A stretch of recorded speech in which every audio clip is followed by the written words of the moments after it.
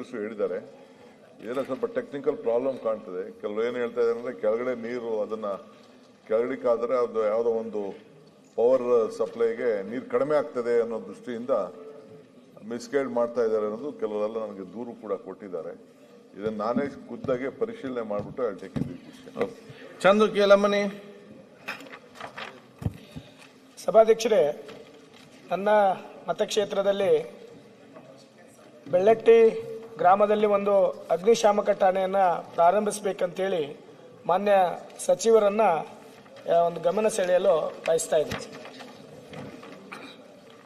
ಮಾನ್ಯ ಅಧ್ಯಕ್ಷರೇ, ಮಾನ್ಯ ಸದಸ್ಯರಾಗಿರ್ತಕ್ಕಂಥ ಡಾಕ್ಟರ್ ಚಂದ್ರು ಅವರ ಕ್ಷೇತ್ರದಲ್ಲಿ ಒಂದು ಹೊಸದಾಗಿ ಅಗ್ನಿಶಾಮಕ ಠಾಣೆಯನ್ನು ಮಾಡಬೇಕು ಅಂತ ಕೇಳಿದ್ದಾರೆ. ನಮ್ಮ standing fire advisory council government of India ಅವರು ಒಂದು ಅಡ್ವೈಸರಿಯನ್ನು ಇಶ್ಯೂ ಮಾಡಿದ್ದಾರೆ. ಅದರ ಪ್ರಕಾರ ನಗರ ವ್ಯಾಪ್ತಿಯಲ್ಲಿ ಪ್ರತಿ 10 ಕಿಲೋಮೀಟರ್ಗೆ ಒಂದು ಅಗ್ನಿಶಾಮಕ ಠಾಣೆ ಇರಬೇಕಾಗುತ್ತೆ. ಗ್ರಾಮೀಣ ಪ್ರದೇಶದಲ್ಲಿ 50 ಕಿಲೋಮೀಟರ್ಗೆ ಚದರ ಕಿಲೋಮೀಟರ್ಗೆ ಒಂದು ಠಾಣೆ ಇರಬೇಕು ಅಂತ ಹೇಳಿ ಅವರು ನಿಯಮಗಳನ್ನು ಮಾಡಿದ್ದಾರೆ. ಇಲ್ಲಿ ಬೆಳ್ಳಟ್ಟಿ ಗ್ರಾಮದಲ್ಲಿ ಏನು ಅವರು ಅಗ್ನಿಶಾಮಕ ಠಾಣೆ ಆಗಬೇಕು ಅಂತ ಕೇಳಿದ್ದಾರೆ. ಅಲ್ಲಿ ಕಳೆದ 5 ವರ್ಷದಿಂದ 21, 22, 23, 24, 25 66 ಅಗ್ನಿ ಕರೆಗಳು ಬಂದಿದ್ದಾವೆ.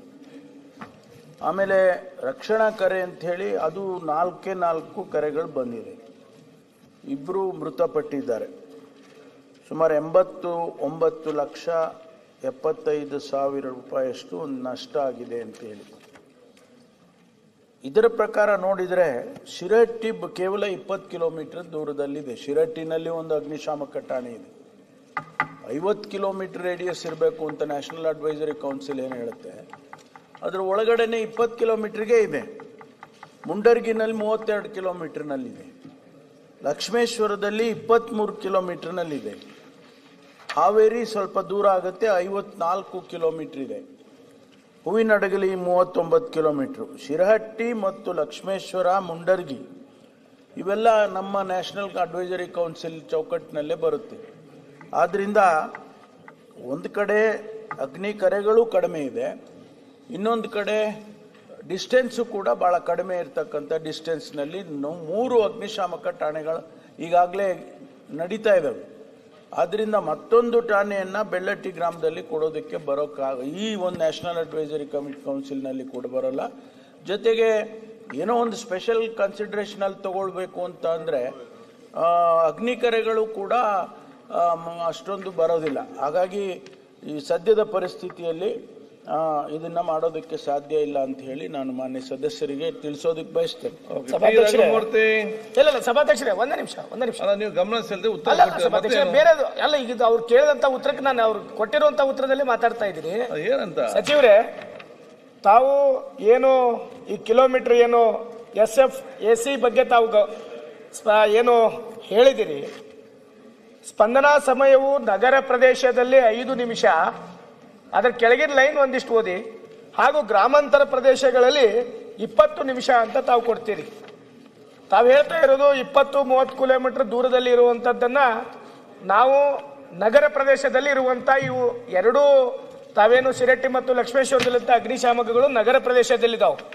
ತಮಗೇನು 20 ಕಿಲೋಮೀಟರ್ ಕೊಟ್ಟಿರುವಂಥ ಏನವರು ಕೊಟ್ಟಿದ್ದಾರೆ ಉತ್ತರ, ಅದು ನಾನು ಮೆನ್ಷನ್ ಮಾಡಿದಂಥ ಊರಿನ ಬಗ್ಗೆ ಕೊಟ್ಟಿದ್ದಾರೆ.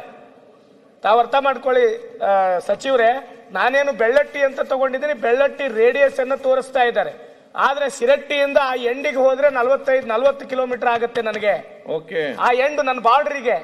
ಹಾಗಾಗಿ ಈ ನಮಗೆ ಈಗಿರುವಂತ ನಗರದಿಂದ ಸುಮಾರು 30-40 ಕಿಲೋಮೀಟರ್ ಹೋಗ್ಲಿಕ್ಕೆ ಏನು 20 ನಿಮಿಷದಲ್ಲಿ ಸಾಧ್ಯ ಆಗತ್ತ ನಮ್ದು ವೆಹಿಕಲ್ ಅನ್ನೋದು ಒಂದು. ಎರಡನೇದಾಗಿ ತಮಗೆ ನಾನು ವಿನಂತಿಯನ್ನು ಸಹಿತ ಮಾಡ್ಕೊಂಡಿದ್ದೀನಿ, ನಿಮ್ ಗಮನಕ್ಕೆ ಬಂದಿಲ್ಲ ಅಂತಂದ್ರೆ 6 ತಿಂಗಳಿಂದ ನಾನೇ ಖುದ್ದಾಗಿ 2-3 ವಿಷಯದಲ್ಲಿ ತಮ್ಮ ಹತ್ರ ಚರ್ಚೆಯನ್ನ ಮಾಡಿದ್ದೆ. ಒಂದು, ಅಗ್ನಿಶಾಮಕ ದಳದ ಒಂದು ಬಿಲ್ಡಿಂಗ್ ಅನ್ನು ಆಲ್ರೆಡಿ ನೀವು ನೋಡಿ ಗಮನ ಚರ್ಚೆ ಆಗ್ತದ ಒಬ್ಬರು ಮಾತ್ರ ಸಾಕು ಎಲ್ಲರೂ ಮಾತಾಡ್ಬೇಕಾ ಆಯ್ತು ಕೇಳಿದ್ದೀರಿ ಅವ್ರು ಉತ್ತರ ಕೊಟ್ಟು ಇನ್ನೇನಾಗ್ಬೇಕು ಹೇಳಿ ಉತ್ತರ ಕೊಡ್ಲಿ ಸಭಾಧ್ಯಕ್ಷ ಆಯ್ತು ಅದನ್ನ ಹೇಳಿ ಅದನ್ನ ಹೇಳಿದ್ರೆ ಆಗ್ತದ ಸಚಿವರು ಉತ್ತರ ಕೊಡ್ಬೇಕಂತ ಹೇಳಿ ವಿನಂತಿಯನ್ನ ಮಾಡ್ಕೊತಾ ಇದ್ದೆ. ಅಧ್ಯಕ್ಷರೇ, ನಾವು ಒಂದು ಪಾಲಿಸಿ ಮಾಡ್ಕೊಂಡಿದ್ದೇವೆ ರಾಜ್ಯದಲ್ಲಿ.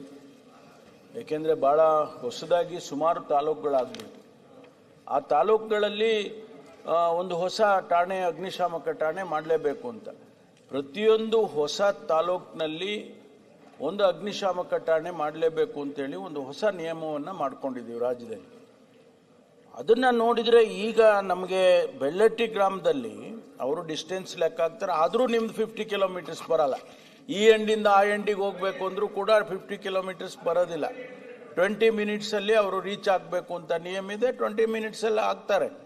ಅದು ಯಾಕೆಂದರೆ ನಾವು ಆ ಮಾನದಂಡ ಇಟ್ಕೊಂಡು ಮಾಡದೆ ಹೋದರೆ ನೂರಾರು ಅಗ್ನಿಶಾಮಕ ಠಾಣೆಗಳನ್ನು ನಾವು ಕೊಡಬೇಕಾಗ್ತದೆ. ಅದರಿಂದ ಸದ್ಯದ ಪರಿಸ್ಥಿತಿಯಲ್ಲಿ ಮುಂದೆ ನೋಡೋಣ. ನಿಮಗೆ ಜನಸಂಖ್ಯೆ ಮತ್ತು ಇದೆಲ್ಲ ಆಯಿತು, ಏನು ಅಗ್ನಿ ಕರೆಗಳು, ಫೈರ್ ಇದು ಕಾಲ್ಸ್ ಅಂತ ಏನು ಹೇಳ್ತಾರೆ, ಅವೆಲ್ಲ ಜಾಸ್ತಿ ಆದರೆ ಖಂಡಿತವಾಗಿ ಮಾಡಿಕೊಡ್ತೀವಿ. ಯಾಕೆಂದ್ರೆ ನೆಸೆಸಿಟಿ ಬೇಕಲ್ಲ.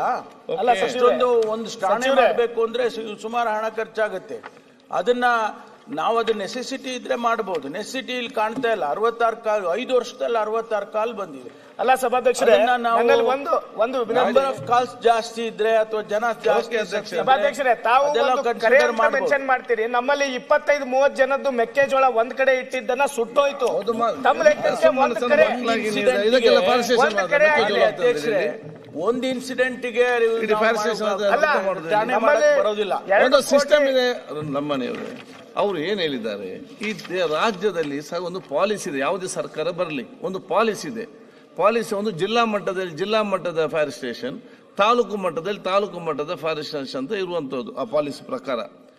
ಈ ಒಂದು ಸಂಬಂಧ ಬಿಟ್ಟು ಬೇರೆ ನಿಮ್ಗೆ ಏನೋ ಕೊಡ್ಬೇಕು, ಅವರ ಕೆಚ್ಚಡಿ ಕೂತ್ಕೊಂಡು ಅದನ್ನು ಕ್ಲಿಯರ್ ಮಾಡಿ ಕೆಲಸ ಮಾಡಿ. ನೀವು 1 ಗಂಟೆ ಮಾತಾಡೋದು ಕೂಡ ನಿಮ್ಗೆ ಇಲ್ಲಿ ಸ್ಯಾಂಕ್ಷನ್ ಆಗ್ಲಿಕ್ಕೆ ಸಾಧ್ಯ ಹೋಗುದಿಲ್ಲ. ಮತ್ತೆ ಅಲ್ಲಿ 4 ಮೂಟೆ ಹೋಗಿ, ಇಲ್ಲಿ 3 ಮೂಟೆ ಹೋಗಿ ಅಂತೇಳಿ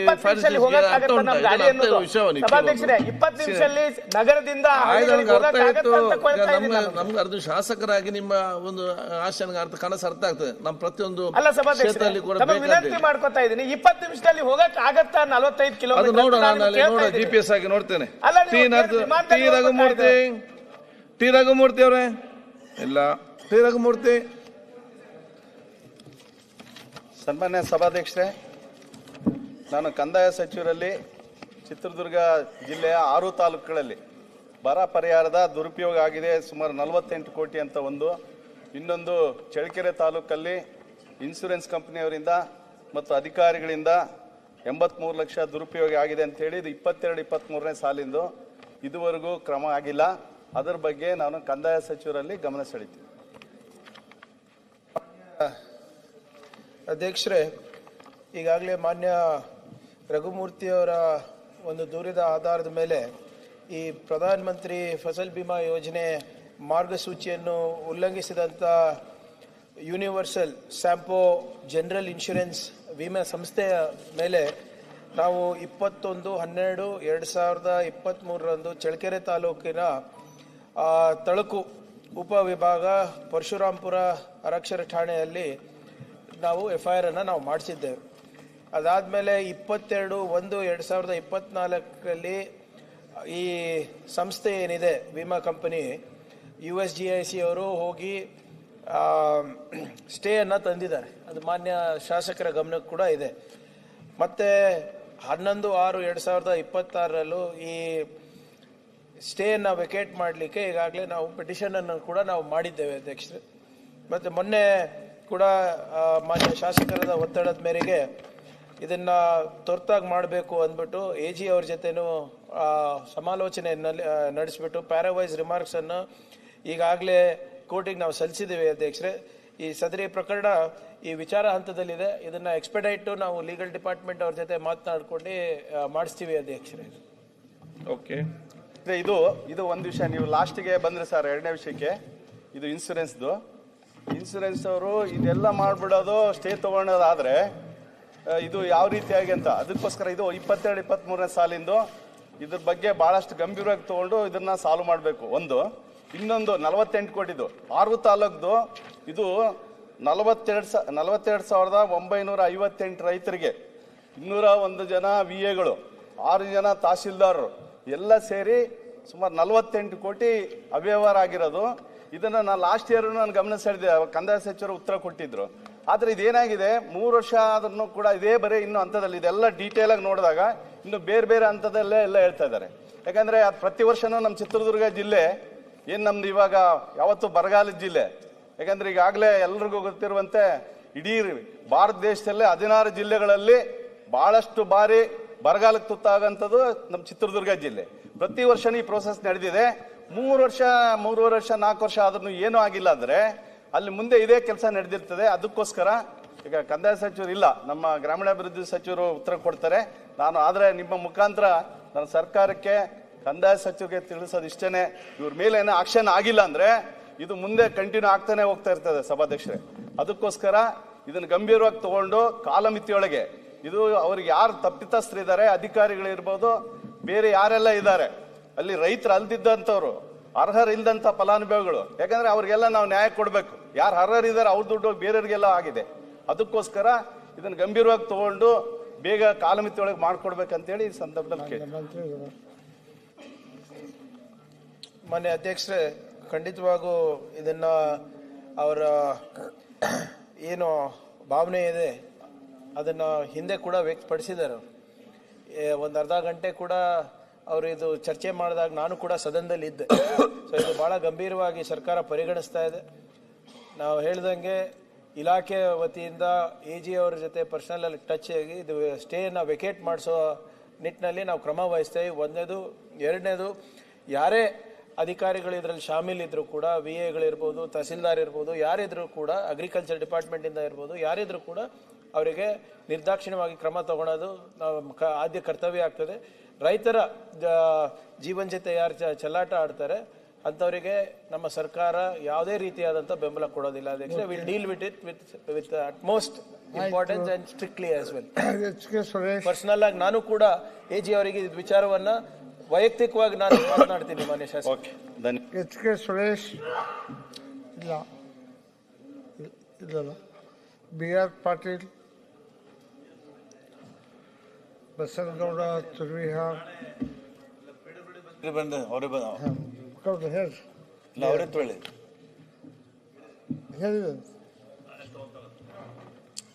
ಬಂದಿದೆ ನಾಳೆ ಮಂತ್ರಿಗಳು ಇಲ್ಲ, PWD ಮಂತ್ರಿ ನಾಳೆ ಬರ್ತಾರಂತದ್ದು. PWD ಮಂತ್ರಿ ತಗೊಂತಾರ ಮಾತಾಡ್ತಾರಂತೆ. ಬಸನಗೌಡ ತುರ್ವಿಹಾರ್ ಇಲ್ಲ, ಶರಣಗೌಡ ಕಂದಕೂರ್. ಮಾನ್ಯ ಅಧ್ಯಕ್ಷರೇ, ಗ್ರಾಮೀಣಾಭಿವೃದ್ಧಿ ಪಂಚಾಯತ್ ರಾಜ್ ಸಚಿವರು ಗಮನ ಸೆಳೆಯಲು ಬಯಸುತ್ತೇನೆ. ಈಗ ಉತ್ತರ ಬಂದಿದೆ ಅಧ್ಯಕ್ಷರೇ. ಮಾನ್ಯ ಸಚಿವರಲ್ಲಿ ಬಹಳ ಸಮಸ್ಯೆಗಳ ಪಟ್ಟಿಯನ್ನ ಮಾನ್ಯ ಸಚಿವರ ಗಮನಕ್ಕೆ ತರಲಿಕ್ಕೆ ಬಯಸ್ತೀನಿ. ಸರ್, ಮೊದಲನೇದಾಗಿ ನಮ್ಮಲ್ಲಿ ಗುರುಮಿಟ್ಕಲ್ ಮತಕ್ಷೇತ್ರದಲ್ಲಿ ಯಾವ ಒಂದು RO ಪ್ಲಾಂಟ್ಗೂ ಏನಪ್ಪಂತಂದ್ರೆ ನಮ್ಗ ರಿಪೇರಿಗೆ ದುಡ್ಡು ಕೊಡ್ಲಾರ್ದಂತ ಪರಿಸ್ಥಿತಿಗೆ ನಾವು ಇರ್ತಕ್ಕಂಥದ್ದು ಒಂದು ಭಾಗ.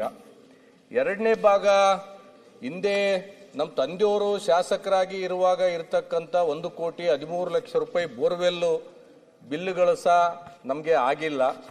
ಮತ್ತೆ ಇಡೀ ಜಿಲ್ಲೆಯಲ್ಲಿ ಒಟ್ಟು 9 ಕೋಟಿ ರೂಪಾಯಿ RO ಪ್ಲಾಂಟ್ ರಿಪೇರಿಗೆ ಬೇಕಾಗಿದೆ. ಅದರಲ್ಲಿ ಹೆಚ್ಚು ಕಡಿಮೆ 2-2.5 ಕೋಟಿ ರೂಪಾಯಿ ಗುರುಮಿಟ್ಕಲ್ ಮತಕ್ಷೇತ್ರದ RO ಪ್ಲಾಂಟ್ ರಿಪೇರಿಗೆ ದುಡ್ಡು ಬೇಕಾಗಿದೆ. ನಾನು ಅನೇಕ ಸಲ ಜಿಲ್ಲಾ ಪಂಚಾಯತಿ CS ಮತ್ತೆ ಇಲಾಖಾ ಮುಖಾಂತರ ಮಾನ್ಯ ಕಮಿಷನರ್ RWS ದವರಿಗೆ ಸುಮಾರು ಒಂದು 20-25 ಲೆಟರ್ ಏನಂದ್ರೆ ಇಲಾಖಾದವರಿಗೆ ಬಂದಿರತಕ್ಕಂಥದ್ದಿದೆ. ನಾನು ಒಂದನ್ನ ಸಚಿವರಿಗೆ, ಯಾಕಂದ್ರೆ ನಮ್ಮ ಭಾಗದಾಗ ಇಂಥ ಇಲಾಖೆ ಸಚಿವರು ಬಹಳ ವರ್ಷಗಳಾದ್ಮೇಲೆ ಬಂದಿರತಕ್ಕಂಥದ್ದಿದೆ. ಅದರಲ್ಲಿ ವಿಶೇಷವಾಗಿ ಪ್ರಿಯಾಂಕರ್ಗೆ ಅವರು ಅದರಲ್ಲಿ ಗುರುಮಿಟ್ಕಲ್ಗೆ ನಮ್ಗೆ ನೀರಿಂದು ಸಮಸ್ಯೆ ಕೇಳ್ತಕ್ಕಂಥ ಪರಿಸ್ಥಿತಿಯನ್ನ ಬಂದಿರತಕ್ಕಂಥದ್ದು ಖೇದಕರ. ಮಾನ್ಯ ಸಚಿವರು ಒಂದು ಸಲ, ಯಾಕಂದ್ರೆ 2.5 ವರ್ಷ ಆದ್ಮೇಲೆ ಸಚಿವರು ನಮ್ಮ ಜಿಲ್ಲೆಗೆ ಬಂದಿಲ್ಲ, ಬಂದ್ರೆ ಸ್ವಲ್ಪ ತಾವು ಬಂದು ಏನಪ್ಪದ್ರಲ್ಲಿ ವಾಸ್ತವಾಂಶ ಏನಿದೆ ಅಂತ ತಿಳ್ಕೊಂಡ್ರೆ, ಯಾಕಂದ್ರೆ ನೀವು ಮಾತ್ರ ಪರಿಹಾರ ಕೊಡ್ಲಕ್ಕ ಸಾಧ್ಯ. ಯಾಕಂದ್ರೆ ನಮ್ಮಲ್ಲಿ RO ಪ್ಲಾಂಟು ಕುಡಿಯಕ್ ನೀರಿಲ್ಲ ಅಂತಂದಾಗ ನಾವು ಪ್ರತಿ ಸಲ ಗ್ರಾಮಕ್ಕೆ ಹೋದಾಗ ಜನ ಯುವಕರು ಕೇಳ್ತಕ್ಕಂಥದ್ದು ಇದೆ, ನಮ್ಗೆ ಆರೋ ಪ್ಲಾಂಟ್ ಇಲ್ಲ, ನೀವು ಆರೋ ಪ್ಲಾಂಟ್ ಇಲ್ಲಾರ್ದೆ ಶಾಸಕರಾಗಿ ಏನು ಕೆಲಸ ಮಾಡ್ತೀರಿ ಅಂತ ತಿಳ್ಕೊಂಡು ಜನ ನಮ್ಗೆ ಕೇಳೋ ಪ್ರಶ್ನೆದಾಗ ಗ್ರಾಮೀಣ ಪ್ರದೇಶಕ್ಕೆ ಹೋಗ್ಲಾರ್ದಂಥ ಪರಿಸ್ಥಿತಿಗೆ ಬಂದಿರತಕ್ಕಂಥದ್ದು. ಮತ್ತೆ ಬೋರ್ವೆಲ್ಗಳಿಗೆ ಬ್ಯಾಸಿಗೆ ಕಾಲದಾಗ ನಂಬಲ್ಲಿ ಯಾದಗಿರಿ ಕಲಬುರಗಿದಾಗ ಯಾವ ಪರಿಸ್ಥಿತಿ ಅಂತ ನಮ್ಕಿನ್ನ ಹೆಚ್ಚಾಗಿ ಇಲಾಖಾ ಸಚಿವರಿಗೆ ಗೊತ್ತಿರತಕ್ಕಂಥದ್ದಿದೆ. ತಮ್ಮ ಮುಖಾಂತರ ನಾನು ಸಚಿವರಲ್ಲಿ ಕೇಳ್ತಕ್ಕಂಥದ್ದು ಇಷ್ಟೇ, ಯಾದಗಿರಿ ಜಿಲ್ಲೆ ಇರ್ಬೋದು, ಗುರ್ಮಿಟ್ಕಲ್ ಮತಕ್ಷೇತ್ರದಲ್ಲಿ ಎಲ್ಲ ಆರೋ ಪ್ಲಾಂಟ್ಗಳಿಗೆ ದುಡ್ಡನ್ನ ಕೊಡಬೇಕು ಒಂದು, ಮತ್ತು ಹಿಂದೆ ಹಾಕಿರ್ತಕ್ಕಂಥ ಬೋರ್ವೆಲ್ ಯಾರು ಹಾಕಿದ್ದಾರೆ ಏಜೆನ್ಸಿದವ್ರು ಅವ್ನು ನಾನು ವಾಟ್ಸಪ್ ಮೆಸೇಜ್ ಮಾಡ್ತಾನೆ, ನೀನು ಬಿಲ್ ಮಾಡಿಸ್ತಿದೆ, ನೀನು ಎಣ್ಣೆ ಕೂಡಲೇ ನಿನ್ನ ಹೆಸರಲ್ಲಿ ಅಂತ ತಿಳ್ಕೊಂಡು. ಬಹಳ ವಿಶೇಷವಾಗಿ ಈಗಾಗಲೇ ನಾನು ಇಲಾಖಾ ಅಧಿಕಾರಿಗಳ ಗಮನಕ್ಕೆ ತಂದಿರತಕ್ಕಂಥದ್ದಿದೆ. ಸಚಿವರು ಇದನ್ನ ಬಹಳ ಗಂಭೀರವಾಗಿ ತಗೊಂಡು ಇದನ್ನೆಲ್ಲ ಪರಿಹಾರ ಮಾಡ್ತಾರೆಂಬ ವಿಶ್ವಾಸದಲ್ಲಿ ನಾನಿದ್ದೀನಿ. ಆಯ್ತು ಉತ್ತರ ಕೊಡ್ತಾರೆ. ಮಾನ್ಯ ಅಧ್ಯಕ್ಷರೇ, ಹಿಂದಿನ ನಮ್ಮ ಬೆಳಗಾವಿ ಅಧಿವೇಶನದಲ್ಲಿ ಕೂಡ ಇದ್ರ ಬಗ್ಗೆ ಚರ್ಚೆ ಆಗಿದೆ. ನಾನು ಬಹಳ ಪ್ರಾಮಾಣಿಕವಾಗಿ ಹೇಳಲಿಕ್ಕೆ ಬಯಸ್ತಾ ಇದ್ದೇನೆ, ಈ ಆರೋ ಪ್ಲಾಂಟ್ ವಿಚಾರದಲ್ಲಿ ಇನ್ನೂ ಕೂಡ ಸಮರ್ಪಕವಾದಂಥ ಒಂದು ಪರಿಹಾರ ಕಂಡುಕೊಳ್ಳಲಿಕ್ಕೆ ಆಗ್ತಾ ಇಲ್ಲ. ಕಾರಣ ಇಷ್ಟೇ ಅಧ್ಯಕ್ಷರೇ, ಕೆಲವು ಸಂದರ್ಭದಲ್ಲಿ ಯಾರೋ ಕಂಪನಿಗಳು ತಮ್ಮ ಸಾಮಾಜಿಕ ಜವಾಬ್ದಾರಿಯನ್ನು ನಿಭಾಯಿಸಲಿಕ್ಕೆ ಅಂದ್ಬಿಟ್ಟು ಮಾಡಿಬಿಡ್ತಾರೆ, ಪಂಚಾಯತಿಗೆ ಹ್ಯಾಂಡ್ ಓವರ್ ಮಾಡ್ತಾರೆ. ಇನ್ನು ಕೆಲವು ಸಂದರ್ಭದಲ್ಲಿ ಸರ್ಕಾರನೇ ಮಾಡ್ತವೆ, ಇನ್ನು ಕೆಲವು ಸಂದರ್ಭದಲ್ಲಿ ಸೊಸೈಟಿಗಳು ಮಾಡ್ಕೋತವೆ, ಅಥವಾ ಯಾರಾದರೂ ಊರ ಮುಖ್ಯಸ್ಥರು ಇಲ್ಲ ಅವ್ರ ತಂದೆ ಅವರ ಕುಟುಂಬದವರ ಒಂದು ಯಾವುದೋ ಹುಟ್ಟುಹಬ್ಬ ಆಚರಣೆಗೆ ಅಂತ ಡೊನೇಟ್ ಮಾಡಿಬಿಟ್ಟಿರ್ತಾರೆ. ಯಾವುದೇ ಒಂದು ರೀತಿಯಾದಂಥ ದೂರದೃಷ್ಟಿ ಇರಲಾರ್ದೆ ನಾವು ಒಂದು ಪ್ರವೃತ್ತಿ ಬೆಳೆಸ್ಕೊಂಡು ಬಿಟ್ಟಿದ್ದೀವಿ ಅಧ್ಯಕ್ಷರೇ ಆರೋ ಪ್ಲಾಂಟ್ಗಳು. ಅದಕ್ಕೆ ಮೇಂಟೆನೆನ್ಸಿಗೆ ಅವಶ್ಯಕತೆ ಇರುವಂಥ ಸಾಮಗ್ರಿಗಳು ಭಾಳ ಅದ್ರ ಬಗ್ಗೆ ಆಪರೇಷನ್ ಆ್ಯಂಡ್ ಮೇಂಟೆನೆನ್ಸ್ ಬಗ್ಗೆ ಯಾರೂ ಯೋಚನೆ ಮಾಡಿರಲಿಲ್ಲ. ಕಳೆದ 1.5 ವರ್ಷದಿಂದ ಕೂಡ ನಾವು 2 ವರ್ಷದಿಂದ ಕೂಡ ನಾನು ಎಲ್ಲ ಆರೋ ಪ್ಲಾಂಟ್ ಮ್ಯಾನುಫ್ಯಾಕ್ಚರರ್ಸಿಗೆ, ಆರೋ ಪ್ಲಾಂಟ್ ಬಾಟ್ಲಿಂಗ್ ಇದು ಯಾರು ನಿಮ್ಮ ಮಿನರಲ್ ವಾಟರ್ ಬಾಟ್ಲಿಂಗ್ ಏಜೆಂಟ್ಸ್ ಯಾರಿರ್ತಾರೆ ಅವರಿಗೆಲ್ಲರಿಗೂ ಖರ್ಚು ಮಾತಾಡಿದ್ರು ಕೂಡ ಅವರು ಬರೇ ಅವರ ಪ್ರಾಡಕ್ಟನ್ನು ಮಾರ್ಲಿಕ್ಕೆ ಇಂಟ್ರೆಸ್ಟ್ ಇದೆ ಅಧ್ಯಕ್ಷರೇ, ಆದರೆ ಅದು ಮೇಂಟೈನ್ ಮಾಡೋದಕ್ಕೆ ಯಾರು ಮುಂದೆ ಬರ್ತಾ ಇಲ್ಲ. ಅವರು ಕೇಳಿದಂಥ ಪ್ರಶ್ನೆ ಭಾಳ ಸೂಕ್ತವಾಗಿದೆ. ಇದು ಇಡೀ ರಾಜ್ಯದಲ್ಲಿದೆ ಮತ್ತು ನಮ್ಮ ಭಾಗದಲ್ಲಂತೂ ವಿಶೇಷವಾಗಿ ಇದು ಕಾಳಜಿ ವಹಿಸಿ ಮಾಡಬೇಕಾಗ್ತದೆ. ಮಾನ್ಯ ಶಾಸಕರಲ್ಲಿ ಮತ್ತು ಸದನಕ್ಕೆ ನನ್ನ ಮನವಿ ಏನಿದೆ ಅಧ್ಯಕ್ಷ, ಇದಕ್ಕೆ ಒಂದು ನೀಲಿ ನಕ್ಷೆಯನ್ನು ನಾವು ಹಾಕ್ತಾ ಇದ್ದೀವಿ. ಮೊನ್ನೆ ಒಂದು ನೀರಿಗೋಸ್ಕರ ಒಂದು ಸೆಂಟರ್ ಆಫ್ ಎಕ್ಸಲೆನ್ಸ್ ಕೂಡ ಮಾಡಬೇಕು ಅಂತ ನಾವು ಪ್ರಯತ್ನ ಮಾಡ್ತಾ ಇದ್ದೀವಿ. ಅದರಲ್ಲೂ ಕೂಡ ಇದನ್ನು ತಗೊಂಡಿದ್ದೀವಿ ಯುವ ಶಾಸಕರೇ. ಇವರ ಆಕ್ಷನ್ ಪ್ಲಾನು ಸುಮಾರು 124 ಲಕ್ಷದ್ದು ಬಂದಿದೆ. ಅದಕ್ಕೆ ಒಂದು ಎಕ್ಸ್ಟರ್ನಲ್ ಏಡೆಡ್ ಪ್ರಾಜೆಕ್ಟ್ ಮಾಡಬೇಕು ಅಂತ ಕೂಡ ಚಿಂತನೆ ನಡೆದಿದೆ. ಆ ರೂಪರೇಷೆಗಳನ್ನು ಹಾಕಿದ ತಕ್ಷಣ ಮಾನ್ಯ ಶಾಸಕರ ಗಮನಕ್ಕೆ ತರ್ತೀನಿ. ಅದು ಹೊರತುಪಡಿಸಿ ಹಿಂದಿನ ವರ್ಷ 9ನೇ ತಿಂಗಳಿಗೆ 3,000 ಪ್ರತಿ ತಿಂಗಳು ಇದಕ್ಕೋಸ್ಕರ ಮೇಂಟೆನೆನ್ಸ್ಗೋಸ್ಕರನೇ ಪಂಚಾಯತ್ನಲ್ಲಿ ಹಣ ಮೀಸಲಿಡಬೇಕಂತಾನು ಕೂಡ ಮಾಡಬೇಕೆನ್ನುವಂಥ ವಿನಂತಿಯನ್ನು ಈ ಸಂದರ್ಭದಲ್ಲಿ ಮಾಡ್ತೇನೆ. ಮಾನ್ಯ ಅಧ್ಯಕ್ಷರೇ, ಇದು ಬಹಳ ಗಂಭೀರವಾದಂಥ ವಿಷಯ. 15 ವರ್ಷದ ಬಾಲಕ ಈ ರೀತಿ ಸಾವನ್ನ ಅಪ್ಪಿದ್ದಾನೆ ಅಂತ ಹೇಳಿದರೆ ಖಂಡಿತವಾಗಿ ಇದು ಬಹಳ ಗಂಭೀರವಾಗಿರ್ತಕ್ಕಂಥ ವಿಷಯ. ಇದನ್ನು ನಾವೇನು ಲಘುವಾಗಿ ತಗೊಂಡಿಲ್ಲ. ಅದಕ್ಕೆ ಈಗಾಗಲೇ 4 ತಂಡಗಳನ್ನು ಮಾಡಿದ್ದೇವೆ. ತಮ್ಮ ಸಲಹೆಯನ್ನು ಕೂಡ ತಮ್ಮನ್ನು ವಿಶ್ವಾಸಕ್ಕೆ ತೆಗೆದುಕೊಂಡು ನಾನು ನಮ್ಮ ಇಲಾಖೆಯವರಿಗೆ ಸೂಚನೆಯನ್ನು ಕೊಡ್ತೇನೆ. ಆದಷ್ಟು ಶೀಘ್ರವಾಗಿ ಪತ್ತೆ ಹಚ್ಚಬೇಕು ಅಂತ ಹೇಳಿ ನಾನು ಸೂಚನೆಯನ್ನು ಕೊಟ್ಟು ಕ್ರಮ ತಗೊಳ್ತೀವಿ. ಎಂ.ವೈ. ಪಾಟೀಲ್. ಮಾನ್ಯ ಅಧ್ಯಕ್ಷರೇ,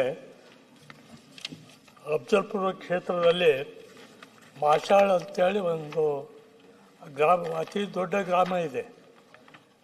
ಅಲ್ಲಿ ಹಲವಾರು ವರ್ಷಗಳಿಂದ ಆ ಪಂಚಾಯತಿಯನ್ನು ಪಟ್ಟಣ ಪಂಚಾಯತಿ ಮಾಡಬೇಕು ಅಂತೇಳಿ ಸರ್ಕಾರದ ಮೇಲೆ ಸರ್ಕಾರಕ್ಕೆ ಅರ್ಜಿ ಸಲ್ಲಿಸಿದಾಗೂ ಕೂಡ ಮಾನ್ಯ ಮಂತ್ರಿಗಳು ಉತ್ತರದಲ್ಲಿ ಹೇಳಿದ್ದಾರೆ, ನಾವು ಪರಿಶೀಲನೆ ಮಾಡಿ ಕ್ರಮ ತೆಗೆದುಕೊಳ್ತೀವಿ ಅಂತ ಹೇಳಿದ್ದಾರೆ.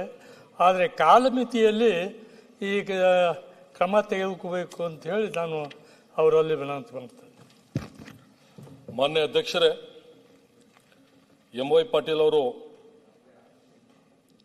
ಒಂದು ಗ್ರಾಮ ಪಂಚಾಯತ್ಲಿಂದ TP ಅಪ್ಗ್ರೇಡ್ ಮಾಡಬೇಕಂತ ಪ್ರಶ್ನೆ ಕೇಳಿದ್ದಾರೆ. ನಮ್ಮ ಸರ್ಕಾರಕ್ಕೆ ಟಿಲ್ ಟುಡೇ ಪ್ರಪೋಸಲ್ ಬಂದಿಲ್ಲ. ಆದರೂ ನಾನು DC ಗೆ ಮಾತಾಡಿ ಆ ಪ್ರಪೋಸಲ್ ತಂದು ಕ್ಲಿಯರ್ ಮಾಡಲಿಕ್ಕೆ ನಾನು ಡೈರೆಕ್ಷನ್ ಕೊಡ್ತೀನಿ sir. Very good. C Puttaranga Shetty. ಮಾನ್ಯ ಸಾರಿಗೆ ಸಚಿವರನ್ನ ಚಾಮರಾಜನಗರ ಜಿಲ್ಲಾ ಕೇಂದ್ರದಲ್ಲಿ ಅಲ್ಲಿ ಟ್ರೈ ಅಂತ ಹೇಳ್ದೆ, ಅಪ್ಗ್ರೇಡ್ ಮಾಡಲಿಕ್ಕೆ ಟ್ರೈ ಮಾಡ್ತೀನಿ ಅಂತ ಹೇಳಿ. ಹೊಸದಾಗಿ ಬಸ್ ಸ್ಟ್ಯಾಂಡ್ ಮಾಡಿಕೊಡ್ಬೇಕು. ಯಾಕಂದ್ರೆ 1997ರಲ್ಲಿ ಚಾಮರಾಜನಗರ ಜಿಲ್ಲೆ ಆಯಿತು. ಅಲ್ಲಿಂದ 2009ರಿಂದ ನಾನು ಇಲ್ಲಿ ಬಸ್ ಸ್ಟ್ಯಾಂಡ್ ಬೇಕು ಅಂತ ಕೇಳಿದೆ. ಸ್ಥಳ ಇಲ್ಲ ಅಂತೇಳಿ ಇದುವರೆಗೂ ಮಾಡಲಿಲ್ಲ. ಆದರೆ 2019-20ರಲ್ಲಿ ರೇಷ್ಮೆ ಇಲಾಖೆಯಿಂದ 3 ಎಕರೆ 20 ಗುಂಟೆ ಜಾಗವನ್ನು ಕೊಟ್ಟಿದೆ. ಇಲ್ಲಿವರೆಗೂ ಬಸ್ ಸ್ಟ್ಯಾಂಡ್ಗೆ ಮಂಜೂರಾತಿ ಮಾಡಿಕೊಳ್ಳಲಿಲ್ಲ. ಹಾಗೆ ದಯಮಾಡಿ ಮಾನ್ಯ ಸಚಿವರಲ್ಲಿ ನಾನು ಬೇಡ್ಕೋದಿಷ್ಟೇ, ಆದಷ್ಟು ಬೇಗ ಸಚಿವರು ಅವಶ್ಯಕತೆ ಇದೆ.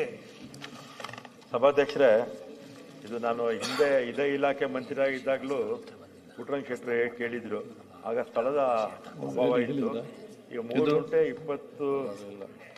3 ಎಕರೆ 20 ಗುಂಟೆ ಜಾಗವನ್ನು 19-20ರಲ್ಲಿ ಕೊಡ್ತಿದ್ದಾರೆ ಸಭಾಧ್ಯಕ್ಷರೇ. ನಮಗೆ ಇದಕ್ಕೆ DLTಗೆ ನಗರ ಭೂ ಸಾರಿಗೆ ನಿರ್ದೇಶನಾಲಯಕ್ಕೆ ಕಳಿಸಿದ್ವಿ ಪ್ರಪೋಸಲ್ ಸಭಾಧ್ಯಕ್ಷರೇ. ಒಂದು ಅರ್ಧ ದುಡ್ಡು ಅವ್ರು ಕೊಟ್ಟರೆ ಉಳಿದಿದ್ದು ನಾವು ಹಾಕೊಂಡು ಕಟ್ಕೊಡ್ತೀವಿ ಸಭಾಧ್ಯಕ್ಷರೇ. ನನಗೆ ಕುಡಿಯೋ ನೀರು UGD ಎಲ್ಲ ಆಗಿದ್ದಾವೆ. ಮಾನ್ಯ ಮುಖ್ಯಮಂತ್ರಿ ಉಪಮುಖ್ಯಮಂತ್ರಿಗಳನ್ನೆಲ್ಲ ಅಲ್ಲಿ ಗುದ್ಲಿ ಪೂಜೆ ಕರೆದ ಆ ಸನ್ನಿವೇಶದಲ್ಲಿ ಮಾನ್ಯ ಸಚಿವರು ಬಂದು ಇದಕ್ಕೆ ಶಂಕುಸ್ಥಾಪನೆ ನೆರವೇರಿಸಿಕೊಡ್ಲಿ. ಆಯ್ತು, ಓಕೆ. SD ರೇವಣ್ಣ. ಸಭಾಧ್ಯಕ್ಷರೇ, ನಮ್ಮ ಮಾನ್ಯ ಕಂದಾಯ ಮಂತ್ರಿಗಳನ್ನ ಹಾಸನ ತಾಲೂಕು ಕಸ್ಬಾ ಹೋಬಳಿ ಅಂದಿಕೆರೆ ಗ್ರಾಮ ಅಂತ ಹೇಳಿ ಅಲ್ಲಿ 15 ವರ್ಷ ಒಂದೇ ಕಡೆ ಒಬ್ಬ ವಿಲೇಜ್ ಅಕೌಂಟೆಂಟ್ ಇರ್ತಾರೆ ಮಾನ್ಯ ಸಭಾಧ್ಯಕ್ಷರು. ಅವರ ಸೇವಾವಧಿನಲ್ಲಿ ಸರ್ವೆ ನಂಬರ್ 409, ಅದರಲ್ಲಿ ಸುಮಾರು 25 ಎಕರೆ ಜಮೀನನ್ನು ಸಾಗುವಳಿ ಚೀಟಿನೇ ಇಲ್ಲ, ಬೋಗಸ್ ಸಾಗುವಳಿ ಚೀಟಿ ಮಾಡಿ ಅದನ್ನು ಜಮೀನನ್ನು ಸಾಗುವಳಿ ಚೀಟಿ ಇದ್ದವರು ದುರಸ್ತಿ ಮಾಡ್ತಾರೆ. ಮತ್ತು ಅದ್ರ ಜೊತೆಗೆ ಅನ್ನ ಸಂಕ್ರಮಣ ಮಾಡಿ ಲೇಔಟ್ ಮಾಡ್ತಾಯಿದ್ದಾರೆ. ಅದು ಹಾಸನ ಸಿಟಿ ಪಕ್ಕದಲ್ಲೇ ಇದೆ ಮಾನ್ಯ ಸಭಾಧ್ಯಕ್ಷ. ಸುಮಾರು 25 ಎಕರೆ ಪ್ರದೇಶ. ಇದೇ ರೀತಿ ಹಾಸನ ಸುತ್ತಮುತ್ತ ಸುಮಾರು 2,000 ಕೋಟಿ ಬೆಲೆ ಬಾಳೋ ಆಸ್ತಿಗಳನ್ನ ಚಿಕ್ಕೊಂಡ್ಗಳ ಇರ್ಬೋದು. ಅದನ್ನು ಲಾಸ್ಟ್ ಟೈಮು ನಮ್ಮ ಉಪಮುಖ್ಯಮಂತ್ರಿಗಳು ಬೆಳಗಾಂ ಅಧಿವೇಶನದಲ್ಲಿ ಅದು ನನ್ನ ಗಮನಕ್ಕೂ ಬಂದಿದೆ. ಅದನ್ನೆಲ್ಲ ತನಿಖೆ ಮಾಡಬೇಕು ಅಂತೇಳಿ ಉಪಮುಖ್ಯಮಂತ್ರಿಗಳು ಲಾಸ್ಟ್ ಟೈಮ್ ಹೇಳಿದರು ಮಾನ್ಯ ಸಭಾಧ್ಯಕ್ಷರು. ಮತ್ತು ಅವ್ರ ಇಲಾಖೆ ಯಕ್ಷೆ ನಾಲೆ ಇದೆ. ಯಕ್ಷೆ ನಾಲೆ ಹೋಗಿರೋದು 84-85ರಲ್ಲಿ ಪರಿಹಾರ ತಾಂಡಾಗಿದೆ. ಮತ್ತು 94ರಲ್ಲಿ ಯಕ್ಷೆ ನಾಲೆ ಹೋಗಿದೆ ಅಂಥೇಳಿ ಅದರಲ್ಲೂ ಅದು ಕೈ ಬಿಟ್ಟು ಇದು ಮಾಡಿದ್ದಾರೆ ಅಂತ ಇದನ್ನು ಈ ದರ್ಖಾಸ್ತು ಇದೆಯಲ್ಲ ಗುರುಗಳೇ, ಅದನ್ನು ಮಾಡಿದ್ದಾರೆ ಮಾನ್ಯ ಸಭಾಧ್ಯಕ್ಷ. ಅದರಿಂದ ಇದು ಬೋಗಸ್ ನಡೀತಾ ಇರೋದ್ರಿಂದ ಸಮಗ್ರವಾಗಿ ತನಿಖೆ ಮಾಡಬೇಕು. ಈ ಹಾಸನ ಸುತ್ತಮುತ್ತ ಏನಿದೆ ಲ್ಯಾಂಡ್ ಮಾಫಿಯಾ ಇದೆ ಮಾನ್ಯ ಸಭಾಧ್ಯಕ್ಷ. ಸುಮಾರು 2,000 ಕೋಟಿ ರೂಪಾಯಿನ ಆಸ್ತಿ ಒಟ್ಟೆಲ್ಲ ಚಿಕ್ಕಂಡ್ಗುಳ ಅಂತೇಳಿ ಅದನ್ನು ದಾಖಲೆ ಸಮೇತ ಕೊಟ್ಟಿದ್ದೀವಿ. ಒಂದು ಕಮಿಟಿ ಮಾಡಿ 1 ವರ್ಷ ಆಯಿತು, ಇವತ್ತುವರೆಗೆ ಏನೂ ಇಲ್ಲ. ಲಾಸ್ಟ್ ಬೆಳಗಾಂ ಅಧಿವೇಶನದಲ್ಲೂ ತಾವು ಗಮನಕ್ಕೆ ತಂದಿದ್ದೀನಿ. ಇವತ್ತು ಇದ್ರ ಜೊತೆಗೆ ಈ ಹಲವಾರು ಅಲ್ಲೇ ಕೋರಮಂಗಲ ಅಂತ ಇದೆ, ಸಾಗುವಳಿನ ಚೀಟಿನೇ ಇಲ್ಲ, ಬೇರೆ ಪಾಣಿ ಬರೀತಾರೆ ಕೋರಮಂಗಲದಲ್ಲಿ ಸರ್ವೆ ನಂಬರ್ 1ರಲ್ಲಿ. ಈ ಥರ ಪ್ರಕರಣಗಳಿದೆ.